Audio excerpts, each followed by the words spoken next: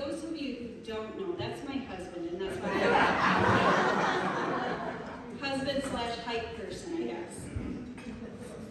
Well, welcome to the Camp Pattersonville dessert reception, or as we're going to call it from this day forward, Bring on the Snow event.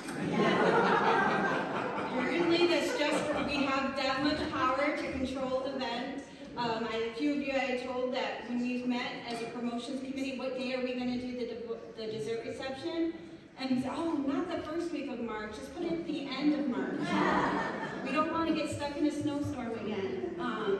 But here we are, God is in control and the exact right people are here, and I'm so thankful you are. I get the pleasure of reporting to you the way that God has provided in the last year and how Camp Pat has grown over the last year. We worked on our facility this year, both in practical ways, and we worked in, maybe more visual ways, we'll say. On the screen, you see our parking lot addition, and you see some road repair. Our road gets washed out. We're lovingly called the Camp on a Hill, but when you're on a hill, that means everything goes down. So we worked on some road repair, and I hope that if you came up to camp this year, it was a little smoother ride without the bumps and the divots. But one exciting thing is that we now have a parking lot at Camp Pat.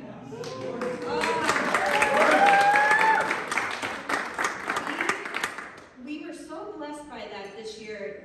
Not only during the camp season, which I want to go more into that, but we were able to actually have an off-season event at Camp Pattersonville this year. And that is a huge, huge thing. And what that provided was an opportunity to get to know our community, because we put signs at the bottom and people just came up to our fall festival, which I'll get into in the next slide. But it's amazing that how many people I meet from Pattersonville that said, I didn't know there was a camp in Pattersonville. And I'm like, you are the person that should know first that we have a camp. This is your camp. It's, has your town's namesake on it. So that was amazing. There were smaller projects, not little, but they were smaller, like re-roofing the camp court, the craft court. That if you can see on the picture, let's see how clear it is. And they put little sunlight so that the campers, when it's raining, they can still do their craft. It's amazing. I believe that was the GE crew that came up and did that. So that was an amazing thing. And then we got a new, we'll say it's our mascot. Little Ricky. Little Ricky. Little red Ricky. We are accepting nominations for names. We haven't come up with a name yet. Do you have what was the name that? Red Sea, Samson. Oh yeah, I said we should call it the Red Sea because it parts things. So, but it's going to be amazing because the aforementioned road actually washes out almost every year. But this has given us the opportunity to not spend $5,000 every 2 years, but to do a lot upfront cost and be able to grade the road every single year. So every year, everybody has the best road. Instead of that third year, you have the one where it's like, doo-doo-doo-doo. Every year we can just go and we have a box blade that will kind of raise it. In addition to getting rid of stumps, digging ditches, moving things, and it'll be a nice little addition to our fall festival, being able to do a hay ride. So that'll be fun. Yeah. Hay is right. So the next thing that we have, like I said, we got to expand our program. It's not just in the summer. We got to do a fall festival, and like I said, we got to meet people from the community that came up, and we got to meet people, and we had an ability for people to come without leaving their kids. And that's really what gets people connected with places like summer camps, is be able to come and meet staff members or the director in a non-committal environment. So like so this summer, or this fall, we got to meet a bunch of people that said, I'm gonna, this is wonderful, I didn't even know this was up here. Which is, I just love when people say that, because, yeah, it is up here, and it's amazing, isn't it? We had bonfires, and we had bonfires and nature walks, and we had a bounce house, and people got to, and you would think that the bounce house was the biggest draw, but it was actually the nature hike.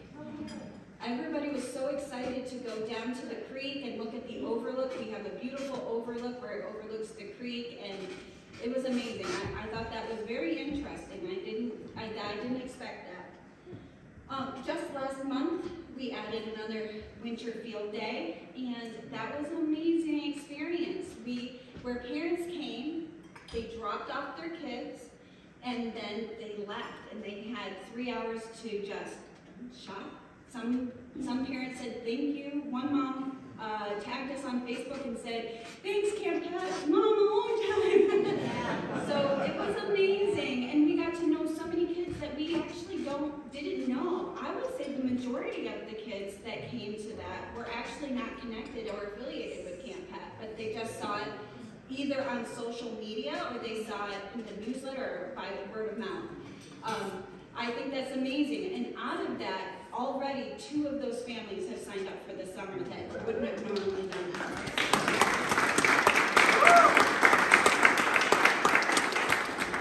Now you might ask yourself, what did you do at the winter field day that was so fun?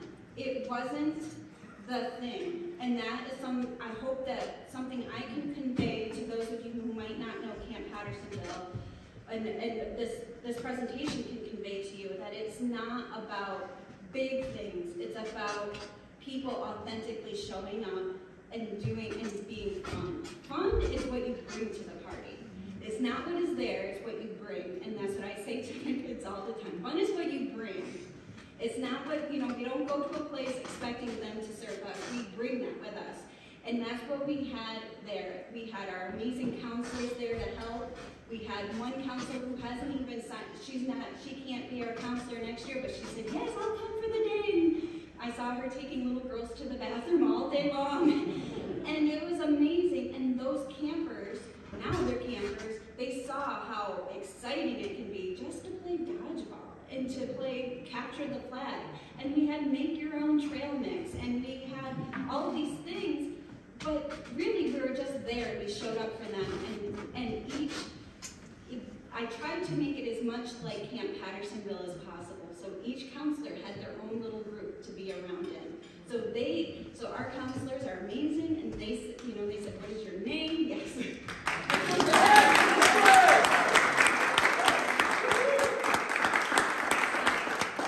What is your name? Where are you from? How did you hear about this? I'm so excited that you're here. And when you come on Sunday, that's exactly what you hear the counselor saying to each and every camper. I'm so glad that you're here. Where are you from? Like, do you have any brothers and sisters here? That's the Camp Pat way. But here's the meat and potatoes of what we do and why we do it, right? We all do those things because I hope everyone here believes in camp ministry, and I do. I believe wholeheartedly in getting a person out of their environment, whether it's a great environment or a not so good environment, but getting it out of their comfort zone, bringing them into God's great outdoors, and telling them about the Creator that created everything around us. That is why we do what we do. Last year, our reach was 97 campers. They come back for multiple weeks, so we had 110 camper weeks. We had 19 individual CITs, which are our counselors in training, and we had 32 counselor in training weeks, so they came back multiple weeks. Our goals for next year, as you can see, are 160 camper weeks with 141 individual campers and 25 individual CITs and 40 CIT camper weeks. We are fully staffed for this year.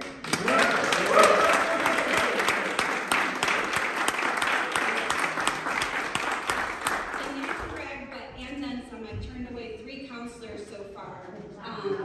So keep that in mind, counselors. I got that. No, I'm just kidding. No, and I sent them to the other great Christian camps in the area because there are other camps that are doing amazing things as well. So, but we are fully staffed, so now we get to do, I get to do what I think that my job is to do, and that is to go get campers. And so that is my job now, and if any of you have a church that I can go to, or an organization, Awana, whatever, please let me know. I would love to even just passively set up a booth, whatever you know that I can do.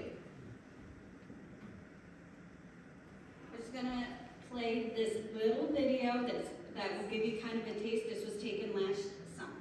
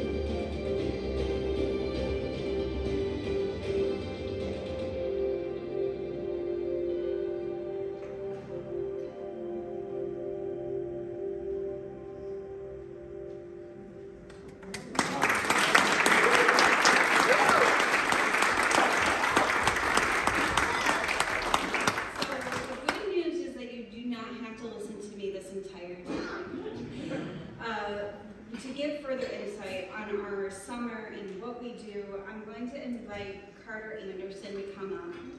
I'm going to give him a good introduction. Carter applied to be our assistant cook last summer.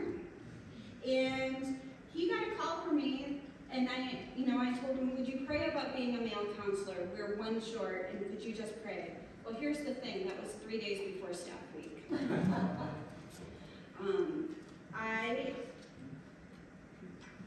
I said, Carter, it's up to you. You applied as assistant cook. We hired you as assistant cook, and he said, no, if it's the need, and if you believe that I can do this, then God's going to give me the ability to do it. And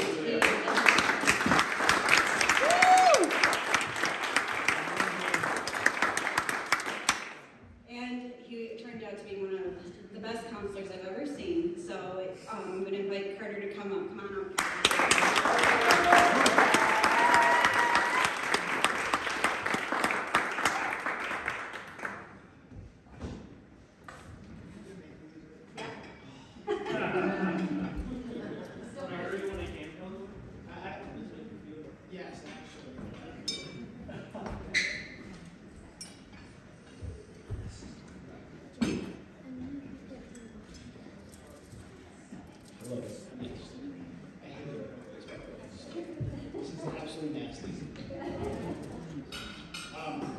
God is amazing. God is great. God is the reason we are here. So, thank you. But God is also the reason that I was at that camp. 100% without a shadow of doubt. Because I was supposed to be the assistant cook. I wanted absolutely nothing to do with kids. Now, I don't know if you know, but they're just a little bit annoying. Sorry.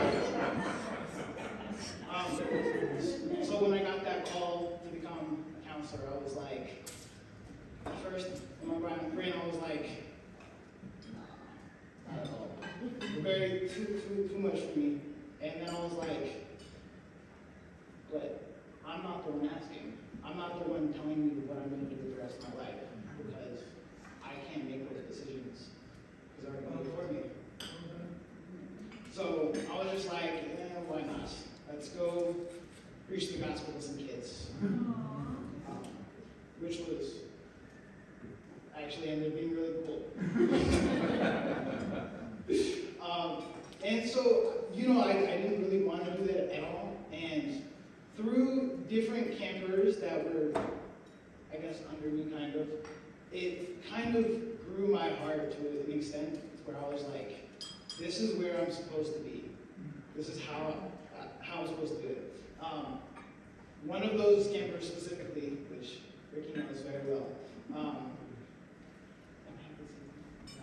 okay, I'm going to call him Billy. Billy was very scared of everything. He threw temper tantrums whenever he got tired, and he didn't like to eat anything, which might sound like some of your kids, I don't know. But he was very different from the other campers. Not in a bad way, but just he wanted to be there until he didn't, if that makes sense. And so on this one very specific day, he threw a temper tantrum, and it was very, very bad. We had to remove him away from the campers because he was a distraction, and it was also right before bedtime. So nobody wants to listen to a crying child, especially the other campers. So, you know, I was like, hey, I have this camper. I need you to take him for a little bit. Hopefully he calms down. And so, you know, I went on with the rest of the campers. I was teaching a message, and they were about to fall asleep. And so I left them with my CIT, and I went to go check on the other camper. And it was Ricky and, what did I say, Billy? They were just sitting in the middle of the fields and looking at stars. And he was crying slightly, but he was not screaming and crying, which was crazy. And in that moment, I was like, so he's really not a bad kid. He was just very tired. Which was like, are all kids like this? Is it just that easy to an extent to gotta get in their head to calm down, which is cool. And so Ricky had to go do something, so he was like, stay with him. So I sat down on the ground. It was just me and him in the field looking at stars. I was like, oh.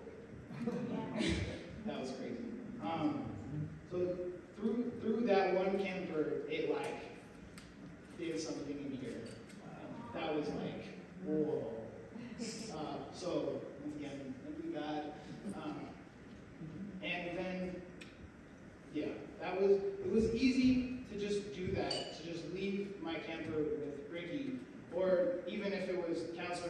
or Counselor Cameron, or one of the other male people, hopefully.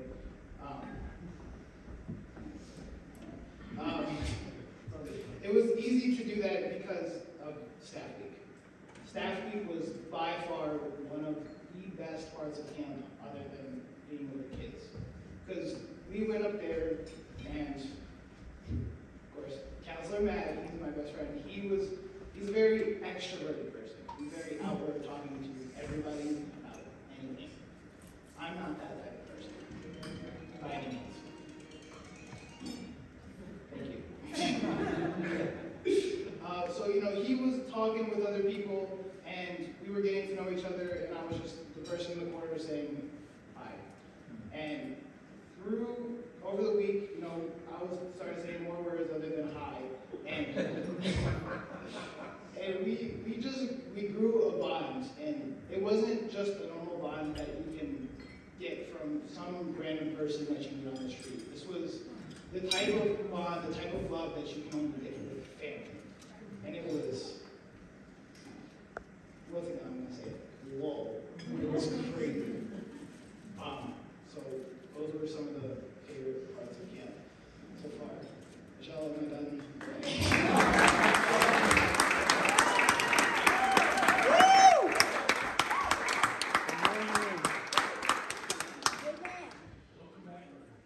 Welcome back, Bert. I don't know if I mentioned, he is all ready, and he was the first one to sign up to be a counselor for 2024. Before the end of August, I think he signed up. So, August 2023. So, now we have Cameron Goodspeed coming up. I'm going to give you an introduction too. Don't worry. Cameron got a call also, telling him of a need of a counselor. This time it was Ricky that called him. And he told him the mission of Camp Pattersonville, and he somehow convinced Cameron to apply. He appealed to his new, amazing, profound, and passionate faith that Cameron has. It is infectious. So Ricky said, well, you could do nothing all summer, you can come and serve God. And yeah, he laid it down. He laid it right on the line. Well, what are you doing this summer of significance? And so Cameron did sign up, but here's the thing. Cameron was only called because someone dropped out last minute. And it was the week before Staff Week. And I had been investing in a gentleman, and I said, you should come. And at the 11th hour, he said, no, I'm just not going to come. But that is God, isn't it? Isn't it God that we just keep working, and we can keep working, and we keep doing the thing that we know in front of us, and God's like, left turn. No, it's actually Cameron, and I'm raising him up. So I'm so excited that you get to hear from Cameron. Come on up, Cameron.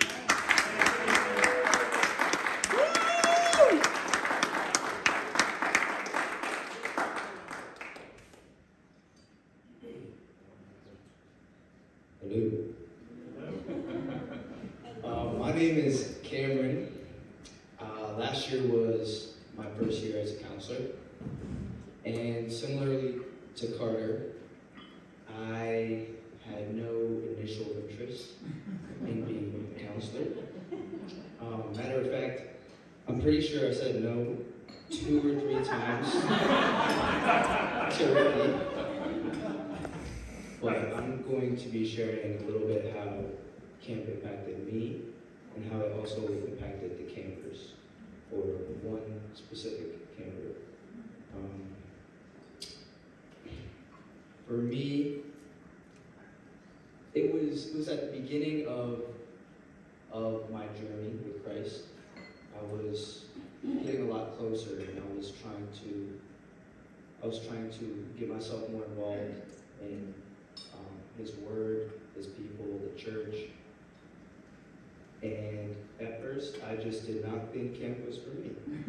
It was also during a period of isolation for me, because I was isolating myself from the people that I was surrounding myself with because they were not in the faith. And I was actually really lost during that period of time. And I didn't think camp was the solution to that. So I said no to Ricky 2 or 3 times. And I was praying one day about what God wanted me to do. I was in a different house. My house caught on fire. I didn't really know where to go. I was kind of lost. And right after that prayer, maybe like an hour after, Ricky called me. Maybe for like the 4th time. He was like, "Hey man, I'm just checking in on you. Pushing me a little bit more to go to camp." But the thing is, this time I felt it. I knew that this is where God wanted me to go. And I was like, okay, yep, I'll do it. And during that time, I was also, like I said, I was in a period of isolation. I was losing a lot of friends. And I was praying for new Christian friends. I was praying for a group of people with the faith that I had, that we could share and that we could grow with each other. And as camp went on, I met all the counselors for the first time. We knew nothing about each other. And since camp, I'm guilty of this. If I meet new people, like in school or something, and like we get close, the second I'm done with school, I don't talk to them ever again. Okay? I'm like, I'll try to reach out every once in a while, but it usually dies out. Whether that's sports or school or whatever it is, people from high school, people from college, it dies out to me. But the people from camp, that relationship, it grew, and we got closer and closer, and we're still together. We're doing things as often as we can. But yeah. So that was God's will to happen. It's God gives you what you need, not what you want. So that was from God. The people that He surrounded me with, and the responsibility He gave me with spreading the gospel to campers. It was a responsibility that I needed, and a responsibility that I grew a lot from. I learned a lot from. I grew a lot of discipline from it, and it had a great impact on me. As far as the camper that I'm about to talk about, which I will also label as Billy. Different Billy. It was very different Billy, yeah.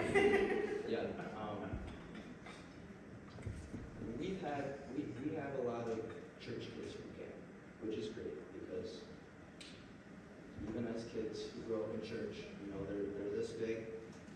They can't really fully comprehend the gospel. There's some of us who still can. But it's great to have that impact on the people that don't come from the church, the kids that aren't growing up in a Christian household. So that's who this kid was. He was one of those kids who grew up in a troubled household. He came from Troy, if there's anything wrong with Troy. I like Troy, okay? I think Troy's good. But he had a troubled household, and he showed signs of it. But as camp went on, you could see those effects, you could see those problems yet. But the more we went, and the more that we spread the gospel, and we can share God through a lot of things at camp, through camp games, which you think would maybe be the last, but it takes a lot of learning to be able to play games with each other, through the songs that we sing, through the campfire stories, through the devotions that we do. Everything points towards God. and he showed more of a passion to learn the word than like any other camper. He would have crayons, and he's circling all the verses that we went over, with the campfire, and he wanted to. He's a small kid. He was how old?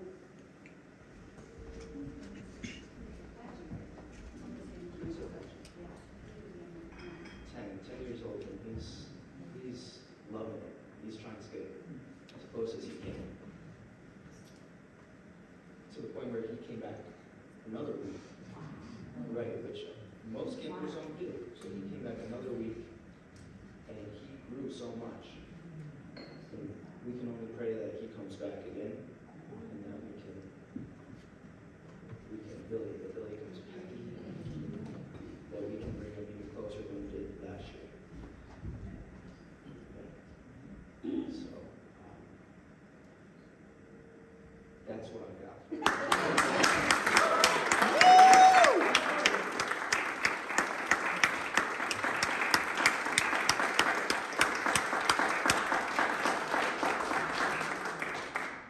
The camper in particular that Cameron was talking about, and I hope I'm not stepping on your story, actually Cameron shared with me during the summer, he said, "What are you gonna miss, Billy number 2, about camp?" And he's like, "Oh, my bed." And he goes, "Oh, if your bed less comfortable at home," he goes, "I don't have a bed at home." He was in a situation where he was taken from his biological parents and put with his grandparents, and they just kind of slept where there was room.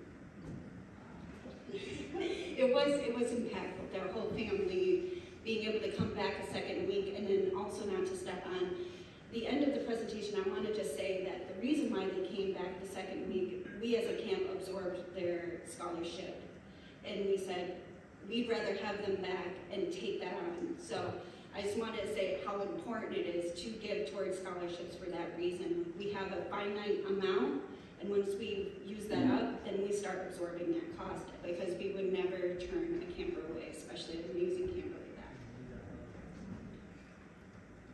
All right, so little known fact that when I was asked to apply, maybe you don't know who was the one that asked me. I know I mentioned it last year that someone had asked me to apply and that they had convinced me, and again, I said no. Well, that person was actually Tammy Mills. And I wanted to... You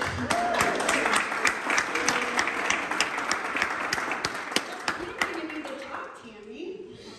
You've run him over already. But she had called me, and the reason I'm going to ask her to come up and speak is because she so succinctly said what was different about Camp Pattersonville, and I want her to say in her own words, from a mom, camp nurse, board member, and all-around awesome person, exactly what is unique about camp.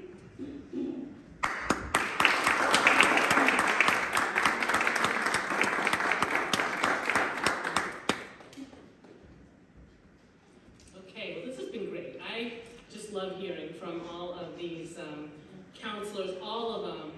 I called them my answers to prayer last year. They were just so fun to be around. Ones that have been involved for years. Susanna Denham has been there since she was a little girl. She's an amazing counselor. And I can say this because none of my kids were on staff last year. So it wasn't just because they weren't even my kids, but they became my kids. In fact, my kids kind of accused me of some of the counselors being my favorite child. You guys need to step it up a little.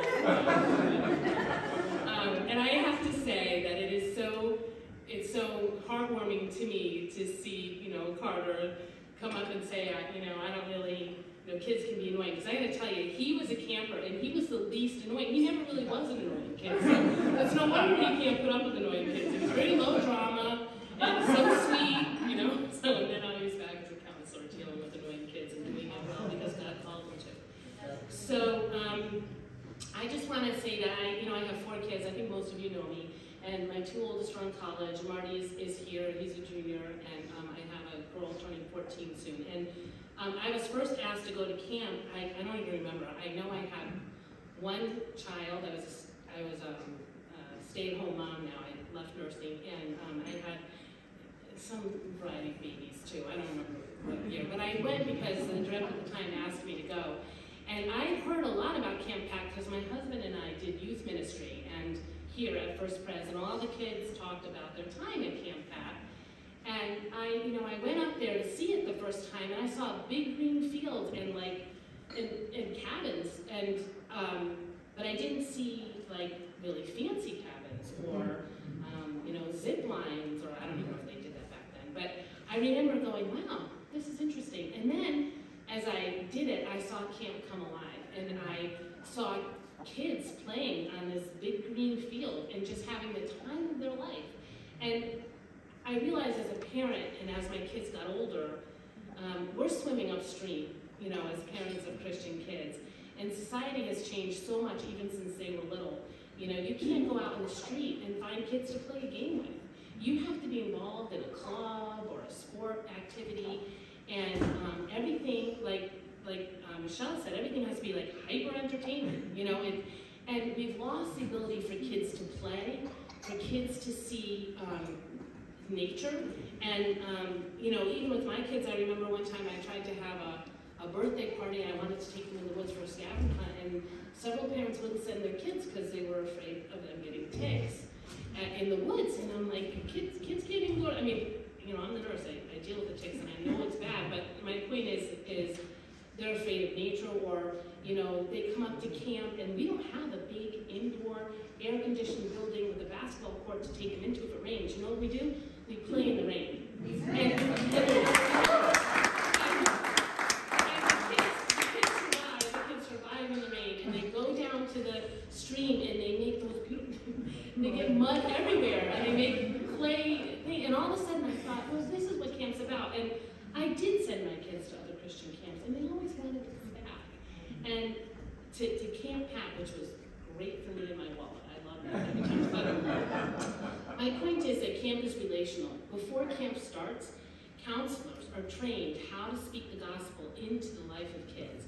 They don't just escort kids as a babysitter from one activity to the next that have a little bit of infusion of Christ in it. They wake up with them in the morning and they do devos with them. After they come, and as a staff, pray for the kids and do their own devos. And then they take them to the lesson with the director, and they play those games with them, right there on the field. They go down to the creek with them. They get up in the middle of the night with them when they have to pee, or they don't feel well, or they're homesick. And they are exhausted, but those kids see them, and they don't have other distractions. The counselors don't. They can't have their phones. And they're trained well not to clump together and just hang out and let the kids do their thing. They're always engaging with the kids, and if they're not, it's a small enough camp that there's a director or a staff member who will see and be like, hey, where's your campers? But I gotta tell you, and I'm not lying, we did not have to do that last year. They were really great. And so my point is that the games in the field are big events, and you know what else is an event? Our mealtime. We have a small little dining hall. We don't have big choices. The kids can't go up to a salad bar. My kids have been to camps with salad bars, and they get the choice of dessert. No, that doesn't happen. But we're also not shoving food in them and then getting to the next activity. We spend a lot of time there in that place, and the kids are taught table manners and ways, and then they have to do it, and there's a little bit of competition to it at the end of the day, which table did best. And do you know my favorite part of that competition is they ask the counselors, what was the conversation like? What was the conversation like? Were they talking to each other? Were they engaging? And let me tell you, in this post-COVID world, especially in this phone world, that is a skill that kids need. And also to have a counselor look at them and talk to them and want to get to know them. They're not just like swatting them away or getting them to the next activity. And then when we sing off cards. I have nothing wrong with great amplifiers and good music, but it's simple singing, and there are simple songs that we sing over and over again about the Lord, and only about the Lord. And sometimes there's hymns, and we explain to them the complicated words in hymns. And you hear little kids walking around the field singing praises to God and making fun, and making fun out of it. And It's just on cards. It's not, there's no dry smoke and there's no, there's no one jumping around. And then you go to the campfire, same thing. You're by a crackling campfire and your counselor's sitting there listening. They cook eggs on cans. And they, you know, it's amazing. Who does it anymore? They do that. And then they sleep under the stars. They wake up to bullfrogs if they're older on the overnight. And I gotta tell you, the counselors probably by week 4 want to shoot all those bullfrogs. the kids, it's amazing. And it's just, and it's really an experience of family. And the blessing of it is that we as parents are taught in Deuteronomy that we should teach our children diligently. You talk to them when you sit in your house, when you walk by the way, when you lie down. That verse in Deuteronomy 6:5-9. And some of us do it well, and then we send our kids to a camp where it's done well again. And some people don't ever have that. And for the first time, they go and they have a family, and these counselors do it. When they rise, when they sit down, and it's on the doorposts, they memorize huge chunks of scripture. These kids, and they all say it, and they say it before every meal, and it's on the wall in the cafeteria. And that's what's different. And I've seen it over and over again that it's different. And the counselors are discipled, and then they turn around and disciple. And I have 2 kids that went to work at a different camp when we didn't have staffing one year after COVID, and one of them was coming back this year saying, you know, I don't feel like I was discipled very well. You know, it was great, and she loved it. And she went back. She went back last year when I was going, come back to Camp Pat. And she said, Mom, it's the same ministry, same God. And she was right. It is a beautiful camp, but she missed the discipleship, and that's one thing that is definitely different.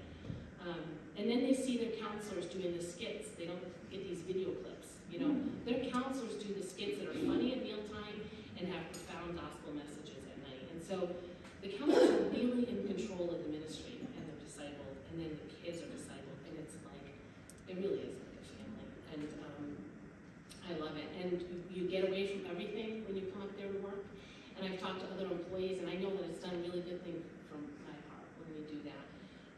And I couldn't help but think about what happens to kids, and honestly people when we work up there, is you just get away from the distractions of life, and you just profoundly get to focus on God. And I think about, it just reminds me of God taking these little kids' faces, and mine too, and just turning it and saying, look at me, this is what this time is for. And it reminds me of the Hebrews 12:2 verse, which is up everywhere, which is Camp's verse. It's looking unto Jesus. And in this busy world, that's a hard thing to do. And when you send your kids to camp, they're going to get that for at least a week. And that's what makes Camp Dad so special.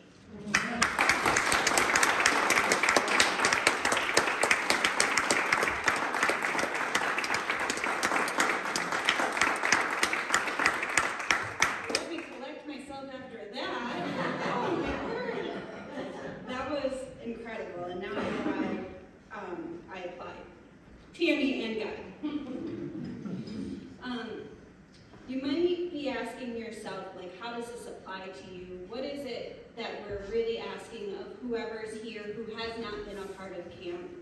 And I wanted someone who has volunteered at camp to come and speak. And this person that I'm asking to come up, Mr. Jim Silva, I think he had a cape underneath his clothes when he came out. Because he got us out of so many jams, and just him and his sweet wife coming up, and their faces were such encouragement, and just came up, and he took care of the toilets, and he took care of all of the things. I wish that I was more. It was a problem, and he came and fixed it, and the fact that I don't even know the intricacies of the problem show you how well he did it. I asked him to please come up and talk about what volunteering would be. Thank you, Jim.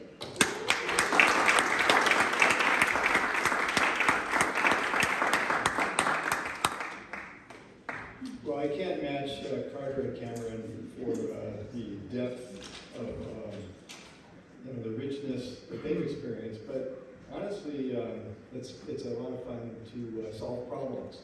And Camp Pattersonville being basically a lot of the plumbing dating back into the 30s and 40s, There's plenty of problems.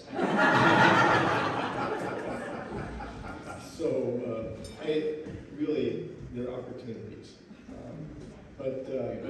So just, this is going to be really short, but somewhere April of 2016, I was retiring, I retired on April 29th, 2016. That's just a fun fact. And before that, Al Steinbach said, could you help turn on the water at camp? So 8 o'clock in the morning, the very next day, Saturday the 30th, I met Al at camp, and I had my toolbox, and I had no idea. Well, I guess I had a little bit of an idea. There's like a 5-page instructions, and do this, and then do this, and you have to do it in order, or else there's going to be lots and lots of problems. So it took the day to turn on the water at camp. I took, actually, let's see, this last couple of years, Ricky has been an invaluable help in doing some of the really fun but difficult tasks. If you can imagine, I have a photograph of it, but it's on my computer at home. I forgot to put it on a little flash drive to bring it. But imagine Ricky, and there's a manhole down at the street level, way below camp, okay? So here's a manhole. We have to pry off the manhole cover. We have to pump out the water that's filling the manhole. And then one very special person, Ricky, gets to climb down into the manhole and operate some valves and put in some fixtures and so forth. And so last year, we're doing this. I'm up on the ground, safe. Ricky's down there, and it was like, Ricky, how you doing? And pretty soon, I see this head pop up out of the ground like a groundhog. And if you're interested, I'm sure I could arrange a sale of that picture. Hey now! You got 50%. But anyway, all I'm saying is that it's a lot of fun. There's plenty of challenges. I have over the years streamlined my toilet fixing skills. It used to be, oh gee, it's not flushing. Oh, we have to replace this whole big assembly. Well, you don't have to. There's ways of making it good as new for zero cost. And you multiply that by about 15 toilets, and it's important to do it economically. Anyway, when I don't know if it was Michelle, were you the one that said that the tub drains really slowly? Is that you? One of the directors came to Al Steinbach and myself one year and said, the tub in the director's cabin drains very slowly. So we go in there during one of the, after we turn on the water, we go in there and it's like, drain's okay, everything's fine. Must have been a bad day or something. So a few weeks later, we got the same message, the tub drains slowly. So we go up there again, and this time he said, well, let's fill it up, fill it really full of water and then drain it. Well, that's where we found out that there is a problem, and it was a big problem. That drainage pipe that was part of the original director's cabin was dated from the 30s, and it's called Orangeburg. And I looked up Orangeburg. It's kind of a tar embedded pipe, and anyway, it's made in Orangeburg, New York, and it had a lifetime of about 30 years. way past its time. So the Lord was very gracious to have it last that long.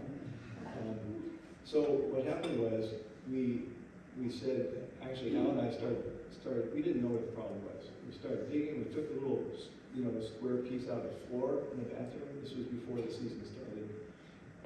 And started digging around and we just didn't know because it's so old. There's no drawings, there's no information. It turns out that it was a big, big job.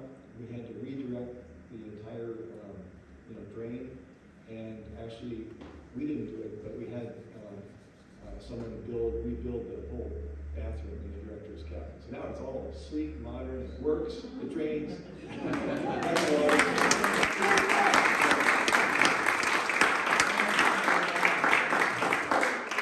I didn't do it, but someone else did it professionally, so that's very good. One thing I really admire about camp is the work that gets done is done right, especially all the electrical work that there's volunteers from Pennsylvania. Bill Wright, one of our missionaries that we support in First Res, he was there for a good week, just redoing the entire electrical system. It just so happened the week that Bill Wright came to a missions conference here in October one year, and he had just had a tour of Camp Pattersonville, probably the first time, because he's based in North Carolina. So Bill is a missionary. His job is to install solar systems, hydroelectric facilities in different hospitals around the world. He's just an amazing person. After he had the walkthrough at Camp Pattersonville, he and his wife, maybe him, I don't know if but at least he came, and maybe his wife was there, I don't think so. He came to dinner, and as I was opening the door of our house, he said, I think I have to sit down. I've just been to Camp Pattersonville, and you wouldn't believe the condition the electrical system's in. So, after he saw the scope of what had to be done, he arranged with these volunteers from Pennsylvania that had all the equipment to put in telephone poles. And instead of having wiring that's really sort of sketchy and unpredictable, it's now right, and it was inspected, it's all good. I was only involved with that project for like half a day. There was a huge team of folks that, dug trenches, did the underground wiring, and as well as, tapping off the main wiring. So anyway, I hope to see some of you sign up or just be available to learn the ropes, so to speak. It's a lot of fun. It takes a little say training in a sense to know where things are. I still don't know where a lot of things are, but it's a good thing. So share the joy.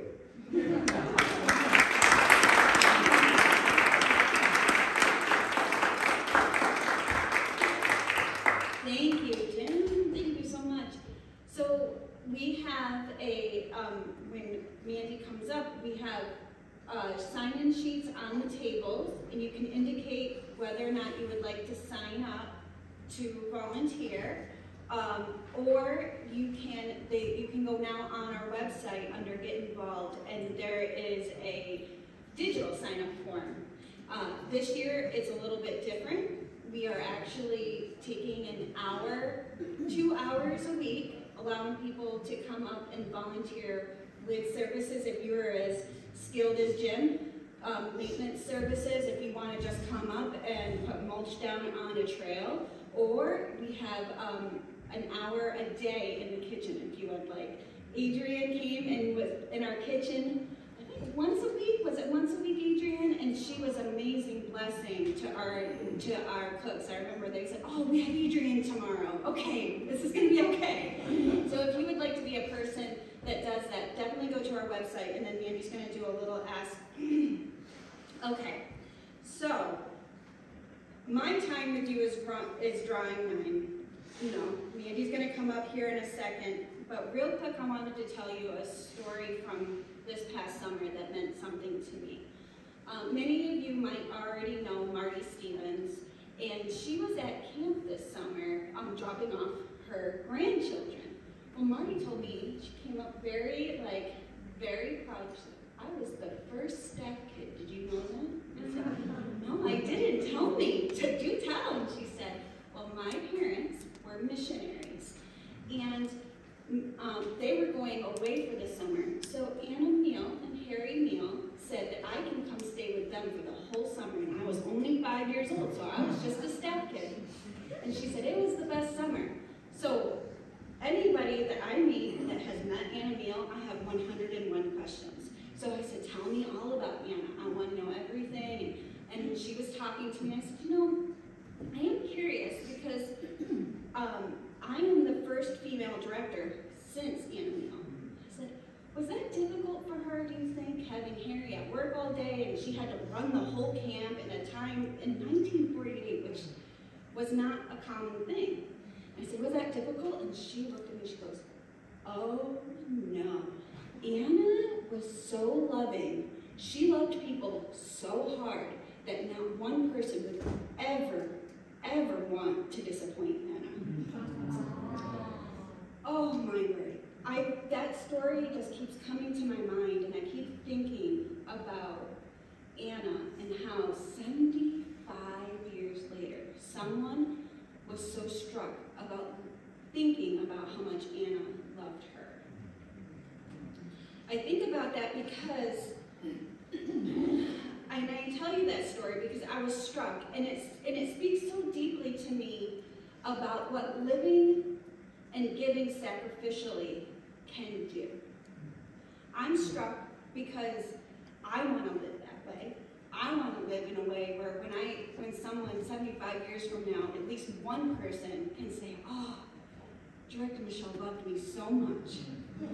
And so I think about that when, as Mandy's coming up to ask, you to give or to be involved at camp, I think about what it means to give sacrificially in our culture today.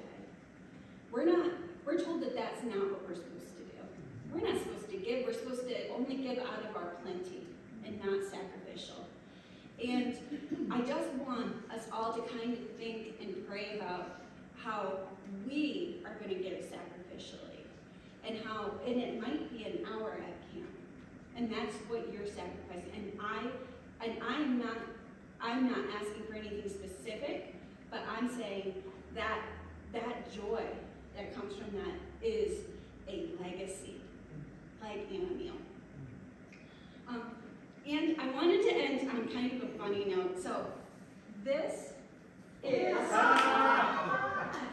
that was the summer I met Ricky at Camp Pattersonville. So this is the summer we met, and I'm laughing because my camper had just given him a funny note about how he was the weakest camp counselor at camp, and how she was going to beat him up. So anyway, I thought it was hilarious. It was the best camper I ever had. I can tell you stories and stories about Susie, but her name was Susie too. And now she's a mom of 3, if you can believe it. So that was the summer that we just met, and this is us this past summer.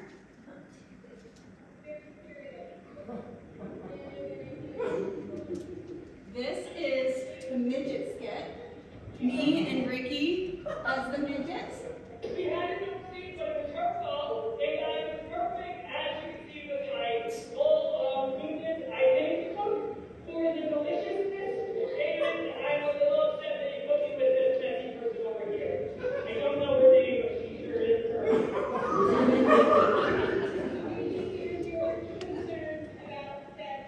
And my face is red because of her. Okay.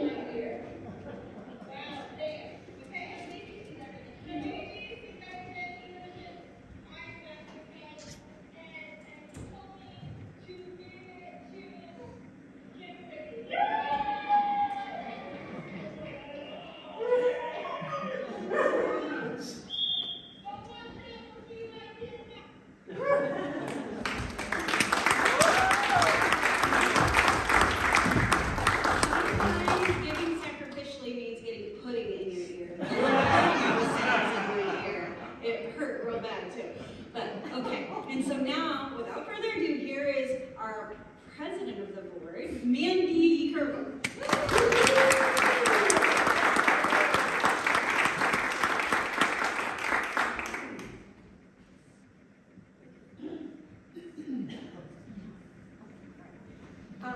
Is Hazel here? I would love her help. Is she here? Hazel? Can you get her for me? Awesome. All right. So my name is Mandy. I'm on the board of Camp Pattersonville. I joined the board when I was just out of college, so 2004. And then I was on the board until like January, February of 2017, and I took some time off because I had gotten married. And then I stepped back onto the board in October of 2022. So I've been on the board for a little while. Oh, Hazel, good. I need your help. Come over here. I need you to stand right here. Turn around front. All right, smile. Hold that. It's very important. No, don't put that. Give me this. And I need you to pick one of these desserts that you enjoy. Which one is the yummiest one? I knew you were going to pick that one because it looks like a cat and it's cute. And we are pretending this is a candle today. It's Hazel's birthday. We are going to sing. Happy birthday to you. Happy birthday to you. Happy birthday, dear Hazel. Happy birthday to you.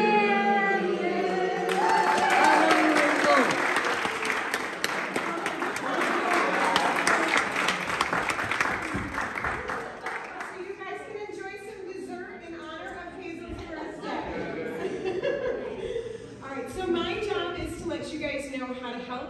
Now, I'm kind of preaching to the choir because most of you who made it here through the snow are already involved. Not everybody, but most of you, and so I want to say thank you, and I want to say thank you for braving this nonsense and coming.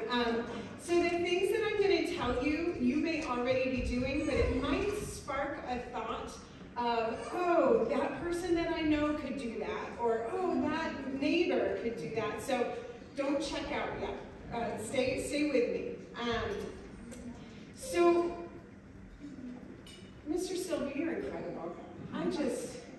I am so amazed by you and so many others, and so if you have that skill set of fixing things, there is always a need for you.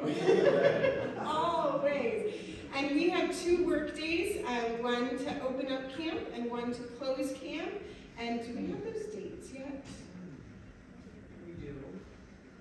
And they will be on the website soon. And so if you would like to come and help for those work days, they are rain or shine. We have to open up and close up camp no matter what the weather's like, but it won't be like this.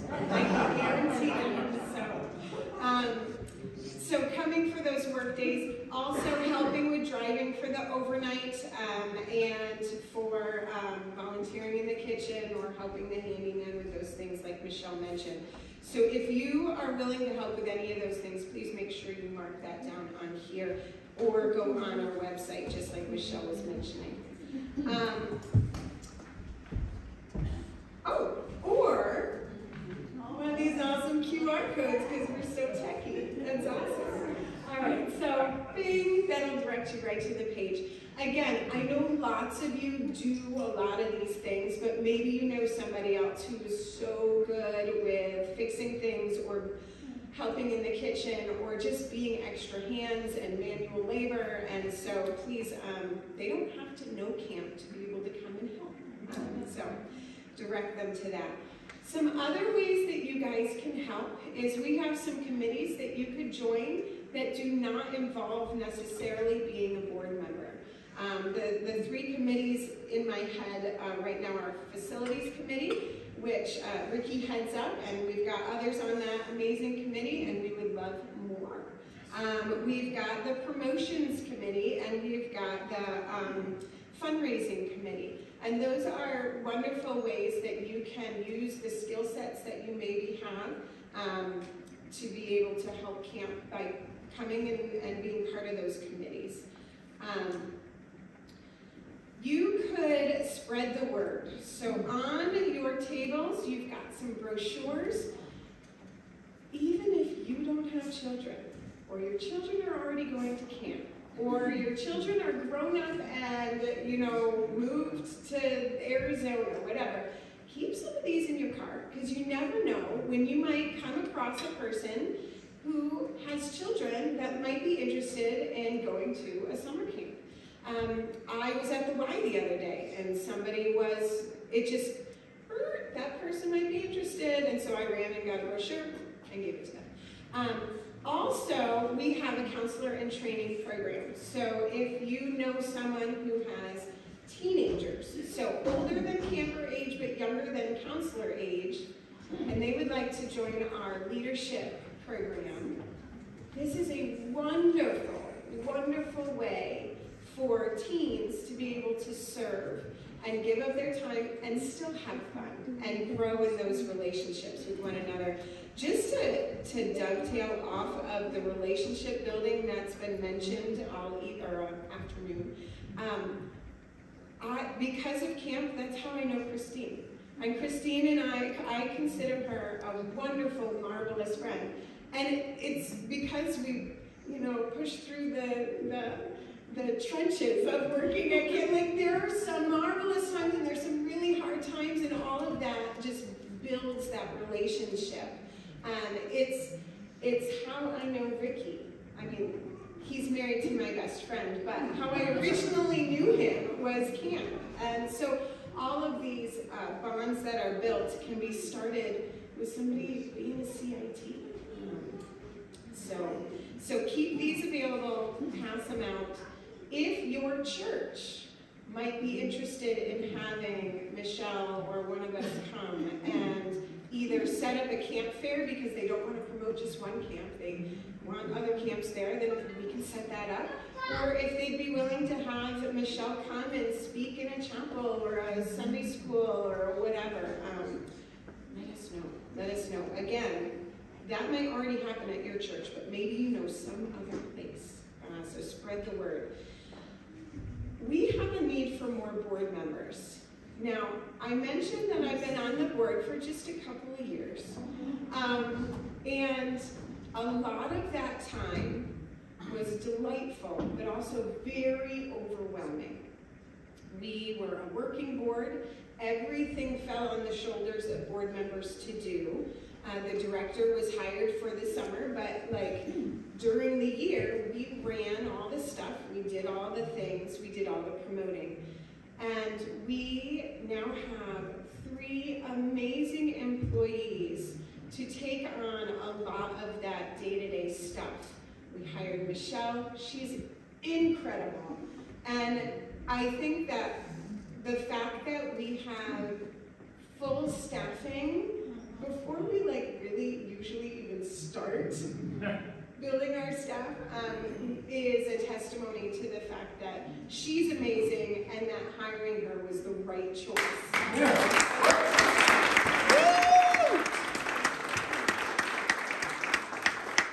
We hired, because of the help of the financial support of donors, we were able to hire Jocelyn, who's not in here because she's with the baby. I was going to point to her because she was right there. Jocelyn is our admissions coordinator. She is hired to be our registrar, to be the amazing person who does a lot of the behind-the-scenes stuff, the applications to the state, the helping Michelle with the buying of the things, and when parents call, it goes to either Michelle or to Jocelyn, so they can answer all of those random questions. And it doesn't go to board members who are already overwhelmed with 100 other things. And so I am so thankful for Jocelyn. So even though she's not here, we're going to give her a hand.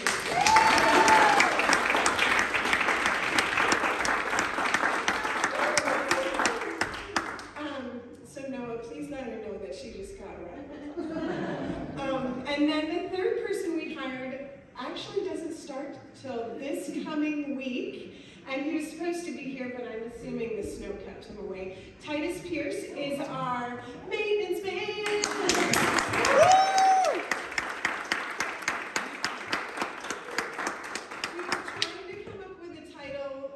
We decided if you say maintenance man like it's Superman, it makes it extra cool. So he is going to be our handyman during the summer, but he is hired now to help with all of those things like turning on the water and all of the just nitty-gritty stuff to make sure that when camp opens, it looks nice. We want it to look nice. And when camp closes, there are still 1 billion things that need to be done. And so with the direction of the facilities committee, he can be the one to make sure those things get done. And so that's going to take off a lot of burden from the facilities committee because they can be directing instead of having to do all the things. So even though he's not here, we're also going to give him a round of applause.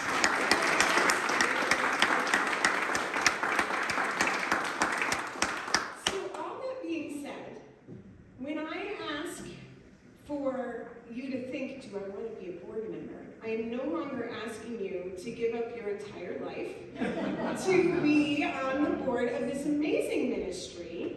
I am asking you, we even have terms now. You truly are not signing on for the rest of your life. It's a 3-year term, and then you can decide if you want to do another 3 years after that. And after that, you've got to take a year off so that you don't become burnt out. And so that's a new decision that we made, and I think it's a really good one. So if you are interested in being a board member, I would love for you to either go to our website, or we've got a QR code here, and it takes you to an application. It gives you more information, or you can chat with me about that. Specifically, we are in need of a treasurer. Sandy Milkins has been on our board for forever, and so her term was up a long time ago. And it's time for her to take a break. She and Jim were planning on being here tonight, but again, snow. And so she is going to be our treasurer up through the end of this camping season, and in the fall we're going to need a new one. And so it would be delightful if before then we found that person. They joined the board and they spent some time with Sandy Milkins, learning what that looks like, so it's not quite so overwhelming. But if numbers is not your thing, there's a lot of other wonderful skills that you might have, and it might benefit us to have you be on the board. And so please be praying about that. Or if somebody pops in your mind as someone who would be really beneficial in being a board member, please put the bug in their ear and encourage them to join or at least talk with one of us about it. If you are a board member, a current board member, could you stand up so that people know who you are? Do it. Yes.